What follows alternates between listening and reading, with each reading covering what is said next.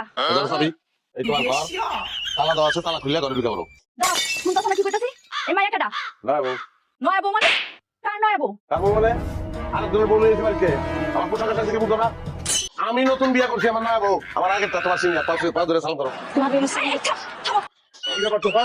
তুমি আবার বিয়ে করছো মানে কি? এই মানে আপনি ঠিক সময় বিচার পাবেন না। বিয়ে করছি মানে কি লিগে বিয়ে করে মানুষ? শান্তি লিগে বিয়ে করে।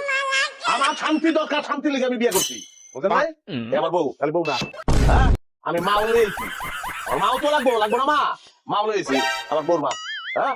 মা, আপনারা যদি আমার মায়ের যেমন তুমি করে বলি, তুমি করে বলি, আপনি কিছু মনে করবেন? না না বাবা, কোনো কিছু মনে করুন না। আমি তো তোমার আম্মা হয়ে এই বাড়িতে সারা জীবন থাকতে চাই। তাহলে তুই তো মায়ের, তুমি তোমার মেয়েকে নিয়ে এই ঘরের ভিতরে ঢুকে যাও। বেশি বেশি হয়ে কি আর বেশি বেশি হইতাছে? বাড়াবাড়ি তোমরা করছো বিদেশ থেকে আসার পরে। তুমি আর আমার বউ দুজনে মিলে বাড়াবাড়ি করছো, যে অশান্তি করছো।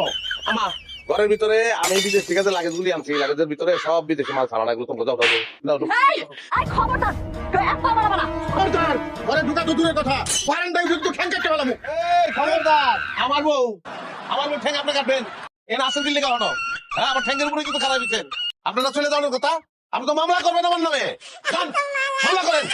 যা বুঝো না আমি কোর্টে বুঝবো। টাকা পয়সা যা লাগে আমি খরচ করবো। কি খারাপ কেন?